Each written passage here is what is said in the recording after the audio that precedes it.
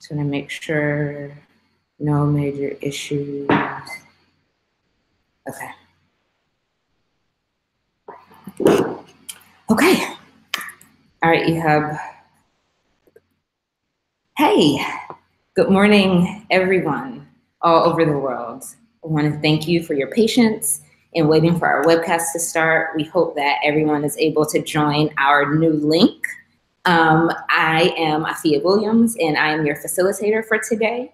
And I want to welcome you to the first Global Nomads Group and Students Rebuild Ocean Challenge webcast. Today, we are in conversation about how young people, despite their location, are working as advocates for a healthy and clean ocean. The environment, including the ocean, is a very hot topic in social and political spaces all over the world. And there is an urgent call to action for all of us to significantly adjust our human behavior as it affects the environment and the ocean. Young people are leading by example through their local and global efforts as they work to preserve the ocean's beauty and health. Again, my name is Afia Williams, and I'm joining you live here from New York City in the Global Nomads Group office. And I'm honored to host our conversation today with these amazing students. Today's students are joining us from Montserrat, Tunisia, and in the United States, we have Utah, Colorado, and Georgia. To those of you watching, I want to invite you to join the conversation. I know you already are active in the chat room. Please have a wonderful conversation about our ocean and ocean health and your advocacy work. Right now, we're going to have you introduce yourselves in the chat room with your name and the location that you're joining from. And feel free to engage each other in conversation and pose questions to each other, or you can pose questions for the on-screen audience, for the on-screen students, okay? So we'll get started. And right now we want to meet our on-screen student guests. And so we'll start in Utah. We'll go to Tunisia, Colorado, and then Montserrat. Please share your name, your location, and a fun fact about where you live. Hi, my name is Jenna Young. I'm Grace Wang. I'm Josie Chatterton. We're the West High Marine Health Ocean Conservation Club, and we raise awareness about the hazardous effects of overfishing and plastic pollution in our oceans through outreach and fundraising. One fact about Salt Lake City, Utah, is that we're landlocked, and so we don't have any visual access to the ocean, but we all know as a club that we still have a huge impact on it. Thank you. Tanisha, would you like to introduce yourselves? Yeah, now. Hello, everyone. My name is Dunya Sheush.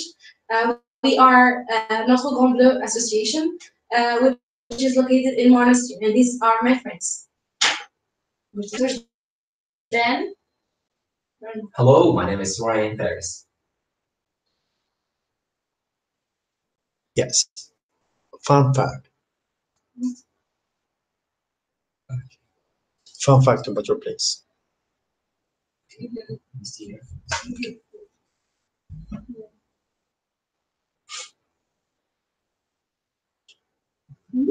Remove. You get your fun fact? Well, we'll keep it moving. Maybe we'll get your fun fact later. Let's hear from Colorado. Fun fact about Me llamo Sejal. I'm Sejal. Yo soy Okay. Okay. I am Nicole. Hola, me llamo Timothy. I am Timothy. Hola, me llamo Owen. I am Owen. Hola, me llamo Christopher. I am Chris or Christopher. And we are from STEM School Highlands Ranch in Denver, Colorado. For a fun fact, we are also landlocked like Utah, and we do not have visual access to the ocean as same as Utah, which means, I guess, we still have a giant impact on the ocean, but we're not able to visualize it, which is kind of sad, but also almost reassuring to some extent. Thank you. And our last big group in Montserrat. Good morning, everyone. My name is Govinda Hemraj. This is Matthew. And I am Grace Owen. And we are from Fish and Fins Ocean Leaders, and we are in the lovely island of Montserrat. Fun fact about Montserrat, Montserrat is a volcanic island, and since it's an island, we're surrounded by the ocean. So unlike the other schools, we just have water all around us. Thank you, everyone, and welcome to our conversation. If you don't know any of these places, we welcome you to look them up. They are all wonderful places to live. Montserrat is definitely beautiful and surrounded by a lot of water. And you may have seen Montserrat and the Fish and Fins young people in their video on the Students Rebuild and Global Nomads Group websites, which is leading me to also introduce our special guest, Hannah Testa, who is joining us live from Cumming, Georgia. And she is also in one of our beautiful videos this year. And Hannah, do you want to just say hello really quickly? Yeah, hi, I'm Hannah Testa, and I'm in Cumming, Georgia. And even though Georgia is on the coast, on the East Coast, we have a shoreline. I am several hours, around 3 to 4 hours from the nearest coast. So even though I'm not landlocked, I kind of am in the fact that I can't see the ocean every day. But I love the ocean with all my heart. Yes, she does. And actually, we're going to have Hannah kick us off. We're going to start with the spreading of awareness. And so we know that in terms of taking action, we first have to be aware of the problem. So Hannah, if you could briefly tell us some of the reasons why the ocean is important to us as human beings and some of the issues facing the ocean. Yeah, of course. So the ocean, no matter where you are in the world, it directly impacts you. The ocean provides us over 50% of the oxygen we breathe. So every other breath we take comes from the ocean. Our ocean provides us food. And actually, like when I found out recently, there's like algae from the ocean in your peanut butter and in soy milk. So you're a part of the ocean even if you don't eat fish. And our oceans regulate our Earth's climate. And so we're directly impacted every single day by the ocean, but we also directly impact the ocean as well. And some of the major problems our oceans are facing right now is climate change and plastic pollution. And I focus a lot on the issue of plastic pollution and what we can do as individuals to help solve this problem. And so there's many steps you can take. That's just reducing your usage of single-use plastics every day, whether it's bringing your own like reusable bottle every day or refusing a plastic straw from a restaurant. There's just small choices that you can make every day, and they will make such a huge impact.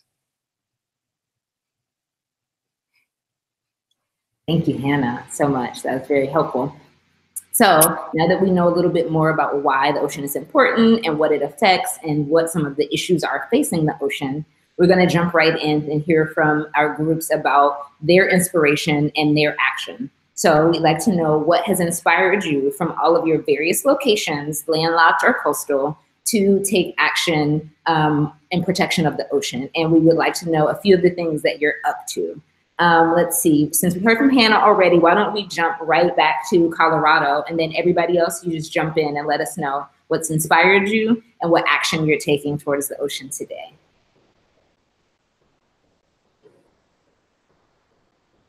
Okay, so I was born in California, which is a coastal land, and I used to love the ocean, and I still do. And we moved here to Colorado, which is landlocked, so we don't quite get to, well, we definitely don't get to see the ocean every day.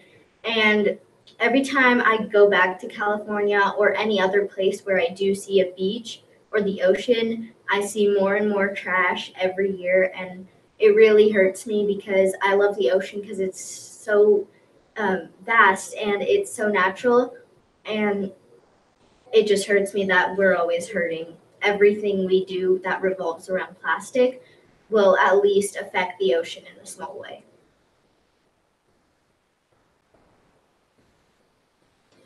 For me, I'm Owen. My inspiration was when I went to California for the first time. Before that, the ocean was just a place that was out there. It was just a big place full of water. But after I went to California, that truly inspired me. I learned what a natural thing. It was very enormous, and it was very natural, and it was beautiful. I wanted to live in California. And that truly got me going on seeing what kind of things people were doing and what kind of plastic and trash was getting there, and maybe how I could help and how I could prevent that trash from entering the ocean. Thank you, guys. What about you in Salt Lake City? What has inspired you and what's some of the things you're up to? Hi, I'm Grace. So I've pretty much lived my entire life in Utah, and I haven't been able to see the ocean a lot of the times, but that hasn't stopped me from being really intrigued and interested by how vast and mysterious it is. And so I guess what inspired me was I've always had the interest for the ocean, but in 9th and 10th grade, I decided to do science projects in water in the ocean, and that forced me to deep diver into the issues such as plastic pollution. And so that's kind of equipped me with the knowledge that I have today, and also pushed me to educate others and raise awareness about the issues that I looked into. To help get this issue out into the community, we've been going to schools and presenting about the hazardous effects we have on the ocean and how we can help take action to help solve those problems and stop the amount of effect we have on the ocean in our society today. Thank you. Thank you. You guys are talking to elementary school students, is that correct?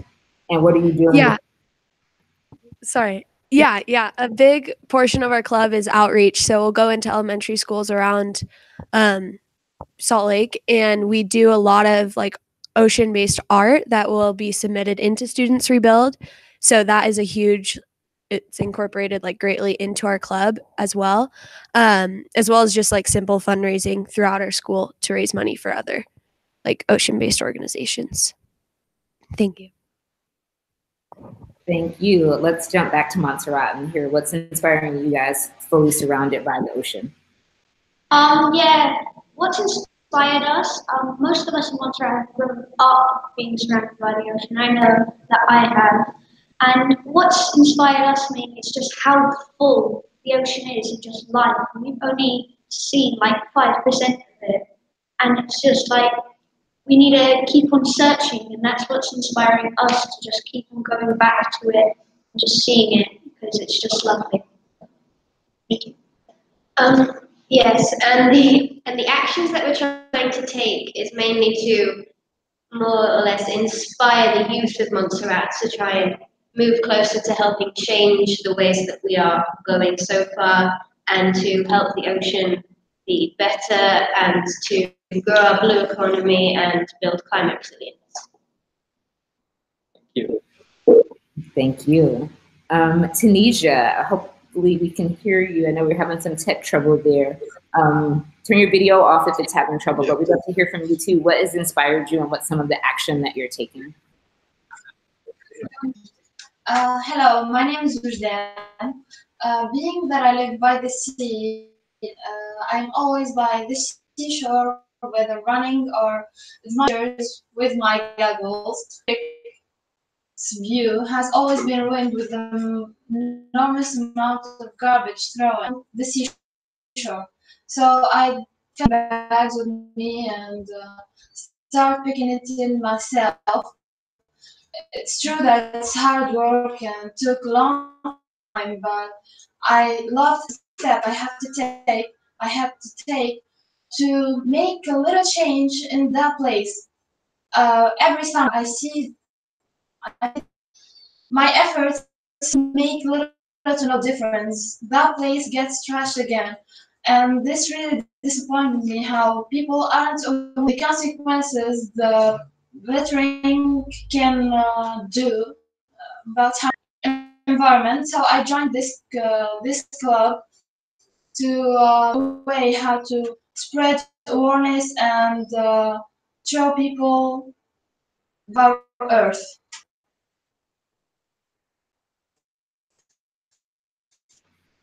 Thank you. And we're going to hear a little bit. Yeah, go ahead. What inspired me to know about ocean is the association Notre Grand Bleu.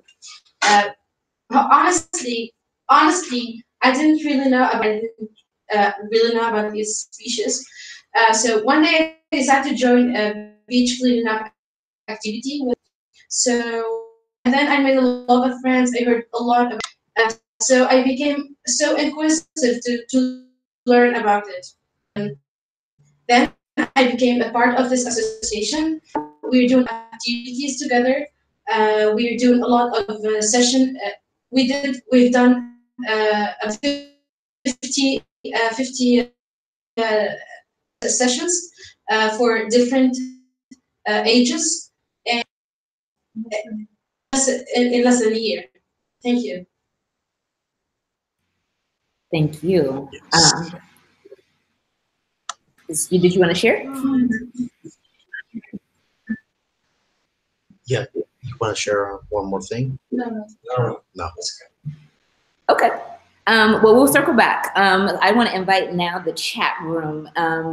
How connected do you currently feel to the ocean? And how aware are you of the state of the ocean? Is this something that you're discussing at home or in your classrooms? Or is this a new cause that you are becoming a part of? And what inspires you to care? What inspires you to care about the ocean?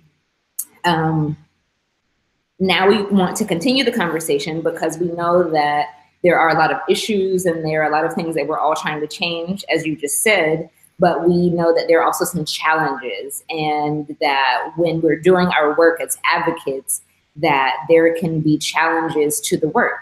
And so we want to hear a little bit about what some of the things are that you've had to work through in being an advocate for the ocean. And I'd like to start with Hannah Testa so that we can hear a few of the things that she's up to and some of the challenges that you are currently facing, Hannah.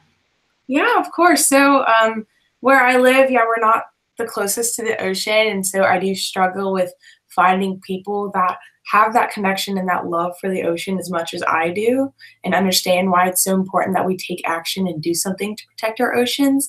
But I work a lot in politics and working with politicians as well as businesses to make impacts in government or in these businesses that'll make hopefully big changes. So I've actually been able to create a day in my state of Georgia called Plastic Pollution Awareness Day, and that's February 15th.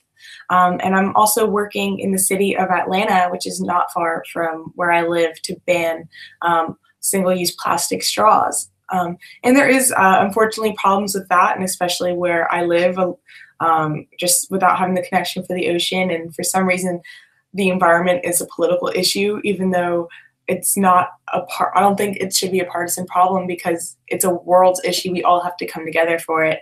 But unfortunately, some people don't see that and see it, oh, this is only a certain party issue. But I've been able to work with both sides of parties to show that, we all have to come together. We all have to unite to solve this problem because this is not going to be an overnight fix. There's so many problems facing our oceans, and it has to take time and has to take a lot of steps in the process of getting it. And thankfully, I've been pretty successful. I've had so much support over the last few years, but there's definitely some people that still don't understand the importance of our oceans and don't believe that, all this is going on, unfortunately. But, we all can make an impact individually. We each have a choice every single day of what we do, whether it's how you use plastics or how you speak up about different issues, but you make an impact every single day. And it's important that you know that you have a voice and that you can speak up about these issues. And you also have a choice. You have the option to be a part of the pollution or don't have any part in it, and to be able to speak up about protecting our oceans. Thank you, Hannah. Yeah, you said that very well. Like you're either the pollution or you're the solution, right? So let's hear, I know the group in Montserrat they're gearing up with their Ocean Ambassadors group. And so they already have some challenges as well, just as you said, talking to people in their community and getting people on board. Guys in Montserrat, do you want to tell us a little bit more about what you are dealing with on the ocean? On the island? Yes, one of the biggest problems that we have on Montserrat is our attachment to plastic, and that we believe here that it just changes our everyday life so much that plastic is very important. And we're trying to change that attitude so that plastic gets used a lot less and so it doesn't end up in the sea. But one of the biggest challenges we face is people with plastic bags, and we say that we'll reuse them, but we don't, and they will end up in the sea eventually. And yeah, that's one of our biggest challenges here.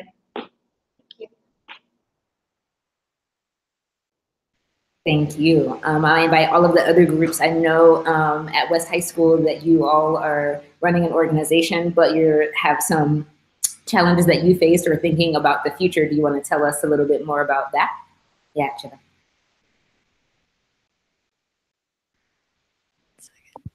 Hi, sorry. I'm Jenna. Yeah, so we've talked a little bit briefly about it, but a main part of our club is that we do outreach in schools, and we think that it's really important to like engage the youth in the topic of the ocean because it's harder to like shape the minds of adults and even kids our age because they've already formed like an opinion on it. So if we're able to like engage the youth in the conversation and make them aware of what is really happening and their impact as a landlocked state, we think that's really important. But some challenges that come with that, at least within our school and that ultimately affect our club, is that because we are a landlocked state, a lot of kids in our school aren't aware of these challenges that the ocean faces and their daily impact on it. So we've got probably like 15 to 20 members in our club, and we think that we'd love for it to be more. But I think that because they don't see the immediate effects of it, like that plastic or overfishing has on our oceans, they don't really feel the need to like engage themselves in the conversation, which is somewhat disheartening because I think that Grace, Josie, and I really believe that we have just as much of an impact on our oceans as people in Montserrat do, being right then and there, like seeing the oceans outside, I guess. So I think that for the future, we are going to work more on like spreading the word throughout our schools and really just making it known, like our impact as a landlocked state. Thank you. Thank you. Tunisia, we know that you had some issues too in your advocacy work and with some other animals. If you want to share that with us, we'd love to hear. Yes. So, hey, I'm Ryan Ferris, a no MGB member. Live in Monastir. We have a little island which is called. In this island, we have a great problem. We had, I'm sorry, a great problem, which is rats. Rats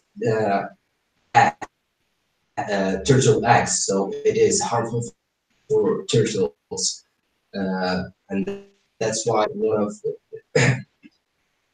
good, yeah, and eat eggs, so they are harmful for turtles, also for fishermen, because it also affects their work.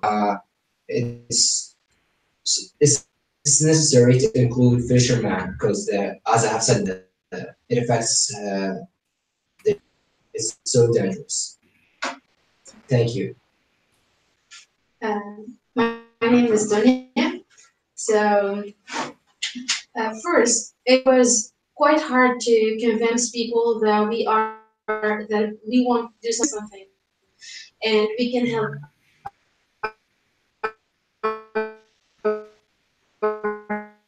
That we don't have experiences in this life, so what they said didn't stop us. It didn't stop our dream. We worked hard and we did our best to change their minds, to change their mentality, to change their mentality too. So, so we worked hard. We did a lot of awareness sessions. We went to a lot of schools and we talked to a lot of fishermen. And then we're quite famous here in Monastir, and we did a lot of activities, cleaning up activities, and yeah.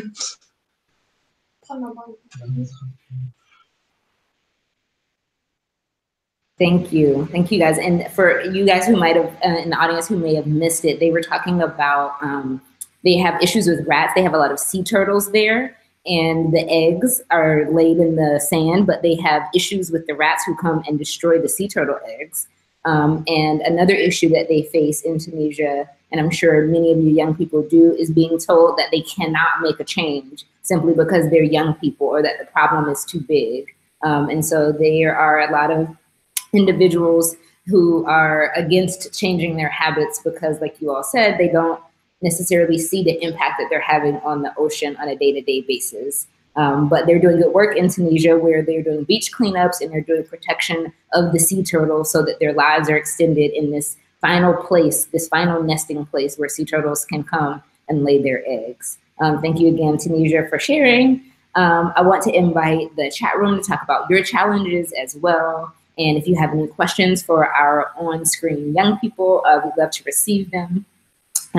We're going to continue our conversation since we started a little late, but I want to welcome the groups now to talk to each other a little bit. And I know you all had questions for each other, or Hannah, you may have questions for them, or they might have questions for you about inspiring each other and how to continue the pattern of making a change. So why don't we let you guys take the lead now and just talk about some of the ways that you think that we can continue to inspire others based on the work that you're currently doing, and posing questions with each other.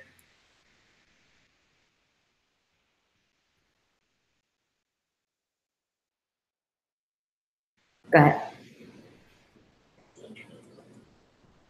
So we did our solution around almost like a empathy sort of based solution. So basically what we did was we collected a bunch of plastic bottles from our school's garbage, people that are at lunch, just in general, just a bunch of trash that we could find that was made of, consisted of plastic. And we rounded it all up into 3 trash bags. And our plan was to basically take all this trash and put it all over the hallways so that people would know how it feels to be a fish and how it kind of affects everybody, not just them or not just one person. It kind of affects the whole is what we were going for. And I'm Owen, and our group, we worked on more of trying to spread awareness by reducing the amount of plastic that goes into the ocean, by spreading influences to try to get people to recycle, such as having a competition between the different lunch periods to collect the most recyclable trash, the most in weight, and whoever would do that would gain a reward of some sort, therefore influencing people more to be more inclined to recycle their plastic items to prevent it in the first place from going into the ocean. So we are all taking Spanish right now, and we had this project where we were given a bunch of statistics and possible solutions to the plastic problem in the oceans, and each of our groups had to come up with our own solution. So as Chris was explaining, ours was also to spread awareness, to collect bottles and show kids how much they're actually throwing away, because in 2 weeks we had 3 full bags of just plastic bottles.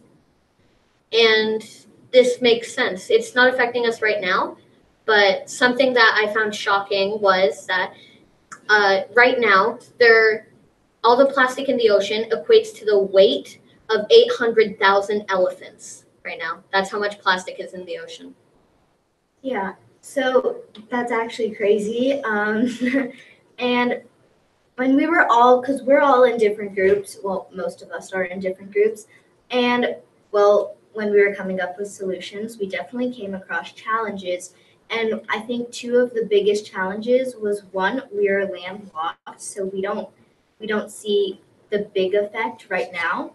And then the second problem or challenge is that we're young 7th graders, and so when we were trying to get people to actually listen to what we've got to say, it's definitely not like, oh, you can't do this, like you're too young.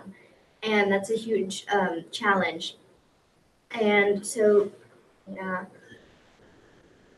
Else?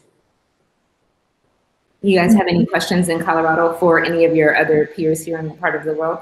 And I see you guys in Salt Lake City if you want to jump in too. I had a question for Montserrat, and given I wanted to know what kind of plastic and where do they see plastic around the ocean? What kind of effects do they see? Could you please repeat the question again? It was kind of difficult to hear you. My question was, what kind of plastic do you see around the ocean, and where do you see this plastic, and what effect do you think do you see that it takes on the wildlife?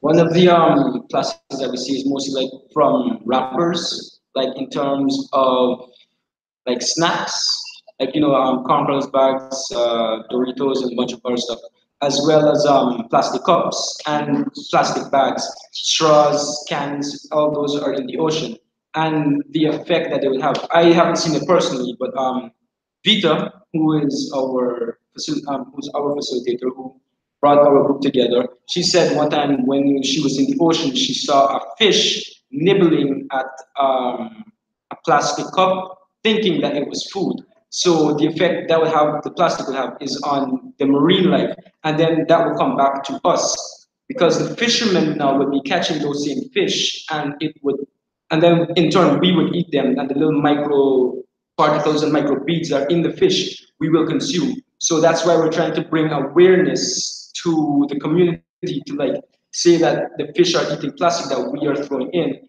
and when we eat the fish, it'll come back to us. So we're trying to make the community more aware of the effects that what we're doing will come back eventually to haunt us. Thank you. Thank you. Great question and great answer. We're going to keep it moving. We saw you guys at West High in Salt Lake City had either a question or something to share about working with other people and continuing to inspire others. Go ahead.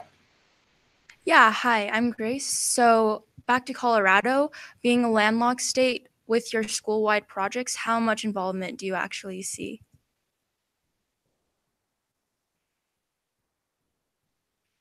Colorado. The question in Colorado, did you hear your question, guys? Could you please repeat it? Yeah, so being a landlocked state, how much involvement do you see with your school-wide projects? So with our school, we try to be involved, but really it's harder because people will always take the easier way out. So instead of doing a solution that'll really have a big impact on the school and the ocean, they choose to put up flyers and do the thing that's easiest because people will always go for the easy option. Yeah, we see there might be some teachers or like other people who don't want to. They say they really care about the ocean and all, but all they will do is, yeah, like Nicole said, put up flyers, and once people like or put out bins like, oh, we're collecting these, but then they'll never do anything with them. So we want to spread awareness actually visually, and that's why our idea was to make them feel like this is how a fish would live, or this is how even some people with tons of trash on their beaches will feel like if they end up going. The sorts of plans we can do to try and help the ocean is we can do one, we can spread awareness. Also, we can help with prevention. So we can try and prevent lots of plastic from going in the ocean and then recycle it or repurpose that plastic. And can also, given the opportunity, we can raise money to fund associations who may be in need of funding for helping with those projects. Thank you. Thank you guys in Colorado. Hannah, do you want to jump in and talk maybe about what you've, some ideas that you've had or that you've been spreading about how to keep people pumped up and inspired? And we also, I'm going to throw in for you, Hannah, have a question from our audience too, and they are wondering, how do you make time, like as you are clearly so aware of the issues facing the ocean, how do you make time in your busy high school schedule which you and I both know is very, very busy, to do this really good work and motivate other people? Yeah, so I get to answer the question you just asked is, so I do go to public high school. I'm a full-time student and I still do activism kind of like on the side, and I make sure that I get all of my schoolwork done as much as possible. I come home and make sure that all my homework's done, and my teachers and my classmates, they all know what I do, and I've been very fortunate that my school's been really supportive, and so they help me when I miss out on my work. But I also focus obviously on activism because it's so important to me, but I know that I need to focus on my grades and as well as my own health before focusing on any other projects. And I try to balance as much time as possible. I used to play soccer and now I don't because I want to spend more time on speaking up about these issues that I'm passionate about. So sometimes it can be hard, maybe balancing your life, and sometimes you have to choose one thing over the other. But also it's important, to focus on what's really important, and mainly on yourself and your grades and finding out what's best for you personally, what works best. You don't have to do something every single day. You don't have to constantly be at a protest every day, like trying to do something every single day. Just every small thing you do has an impact. So don't feel like you have to overwhelm yourself, that you have to change the world every second. So that's something that I also have to remind myself, because there is so much going on. You want to fix or be a part of everything as much as possible, but unfortunately you can't, and you have to take time and focus on other things. But with what you're saying earlier, students were talking about having problems with being seen as too young, or maybe being landlocked. And I've definitely had problems with people thinking that I'm too young, but I think it's helped me in a way by making my voice heard even more, because I think now more than ever, young people are speaking up about problems that are affecting them, or maybe not directly, but something going on in the world. Like you've seen March for Our Lives and so many campaigns that are run by young people. And I think it really makes people really open up to these issues. They listen better and realize that, if they're speaking it, like something has to be going on. And there's definitely some people, like I might meet with politicians or CEOs and they might not expect a whole lot from me, but I make sure that they leave realizing, I had no idea what she was capable of. And hopefully that gives you an advantage. They're thinking, you're going to come in maybe with like coloring sheets or something, but you show up fully prepared and you know what you're talking about. They're going to be blown away, and they're going to realize if you're talking and acting like an adult would, they're going to take you very seriously, even if they maybe won't at the very beginning. If they realize that how strongly passionate you are about it, I think they will take you take you like as an adult and realize how strong and powerful you are. But with people like in your community, if you're not right by the ocean, I've definitely struggled with that. But realizing that, if you let something blow out into the street, we're all connected to the ocean with our sewers and our lakes and our rivers. They all end up leading to the ocean. And so we have such a huge impact on our ocean every single day in what we do. And also, we're voting with our wallet every single day with how much plastic that we buy. The more plastic that is bought, the more they'll produce. So the less that you consume of it, the less will be produced. And so no matter where you are, if you don't contribute to that, they won't make as much. So hopefully that helps.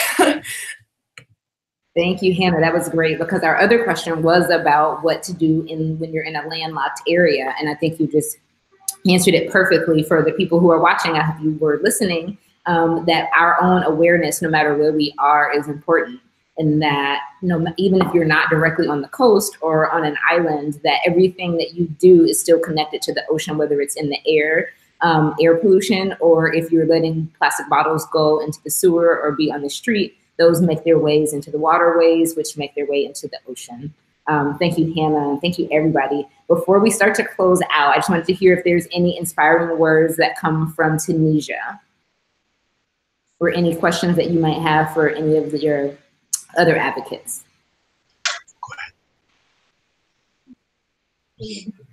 We can hear you even if we can't see you. Your inspiration. Yeah.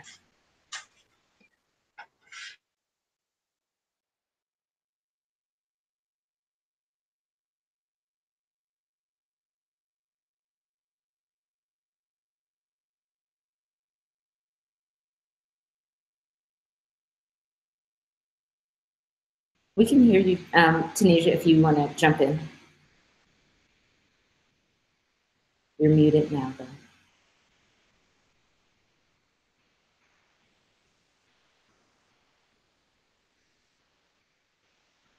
Uh-oh. Sounds like we're having some tech issues there. That's okay, Tanisha. You guys work it out. We're going to, believe it or not, start closing out. Go ahead. Is it? Here we go. No, so actually, you don't have questions, so that's it. Thank you. Thank you. Thank you. Well, I just want to say that it's been amazing hearing all of these stories and hearing about the work and the challenges that we're facing in doing this work.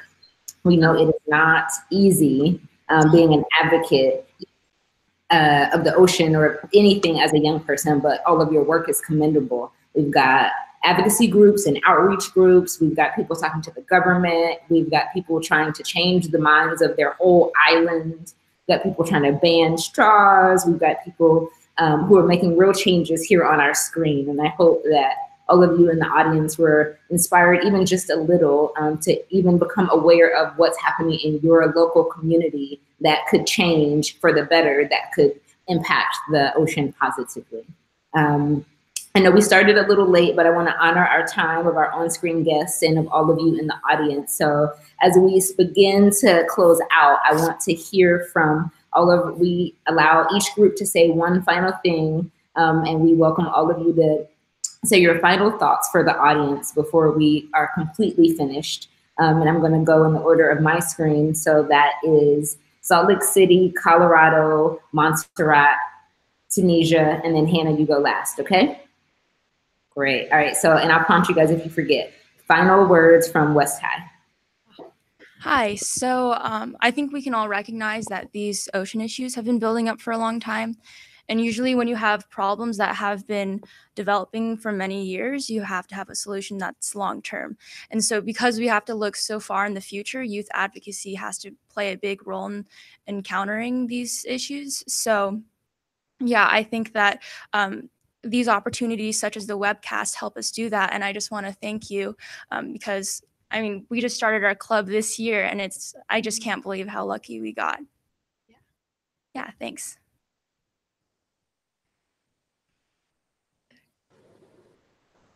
I just want to say, even if you're in landlocked or not, you should always remember that every small thing you do will either help or not help. Taking, like, if you're vegetarian or not, it'll come back to you because plastic can come from the ocean up. Micro pieces of plastic can come and end up in your fruits and vegetables and stuff. And I think, yeah, so an example of this is if you do eat fish, by 2050, the amount of plastic in the ocean will be more than the amount of fish.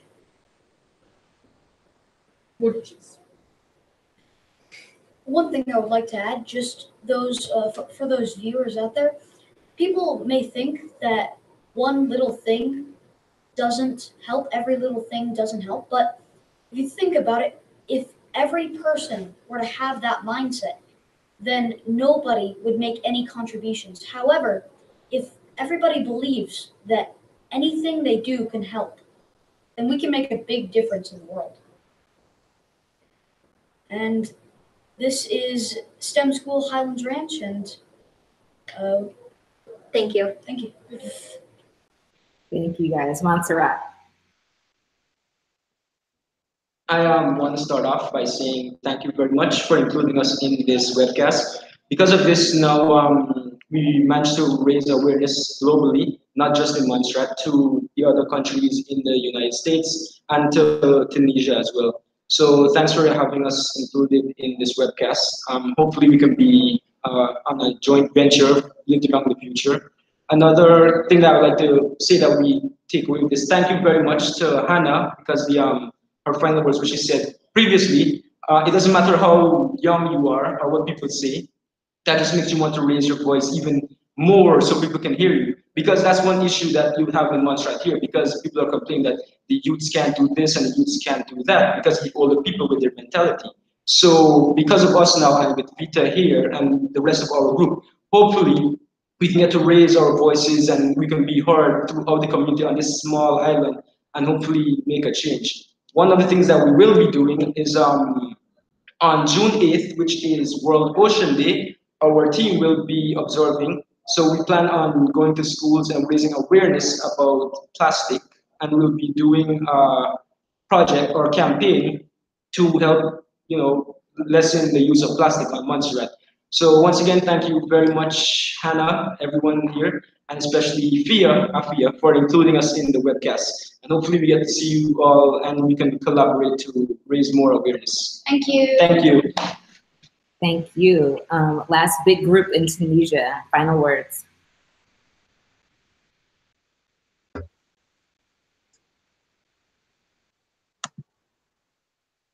Okay.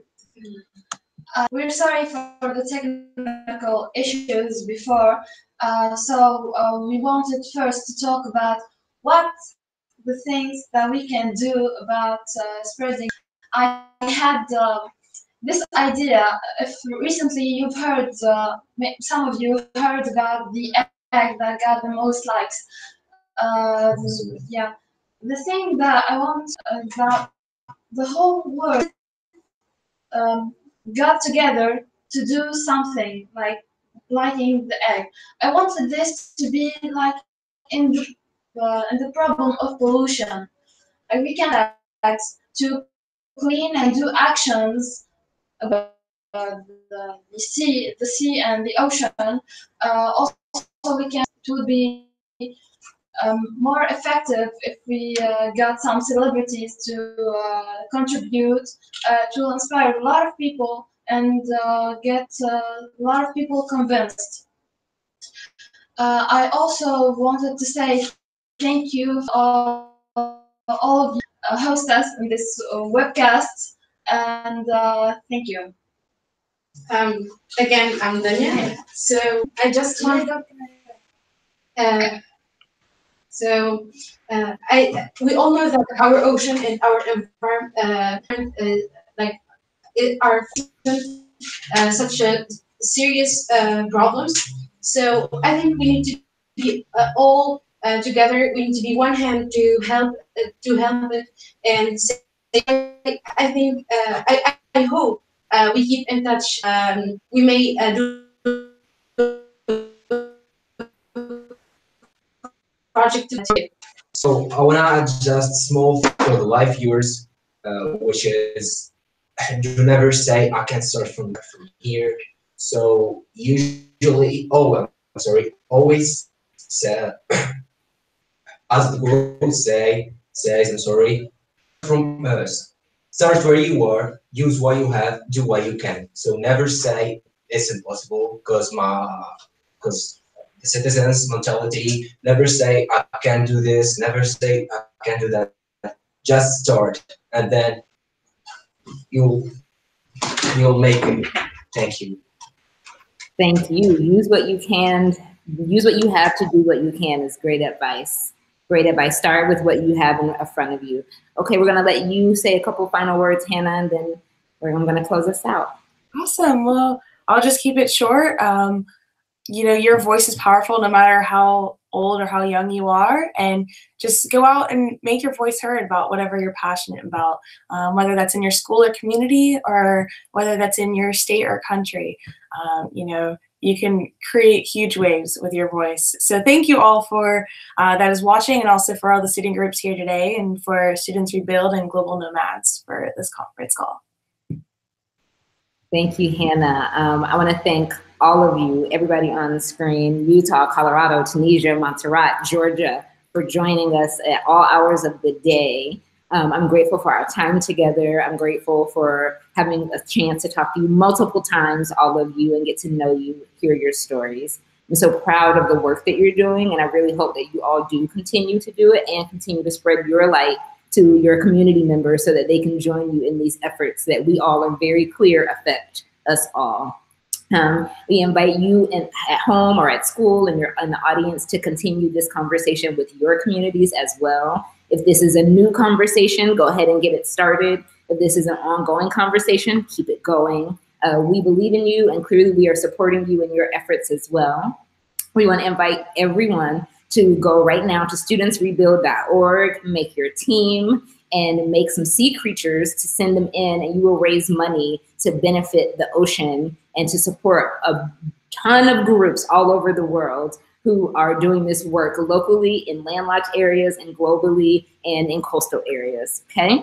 I want to invite everyone who's in the chat room to remember that we have a survey. We put it in the comments section. So we'd love to hear your feedback about our webcast. And we have another one about Coral Reef on March 21st. So everybody look out for that update and that notification.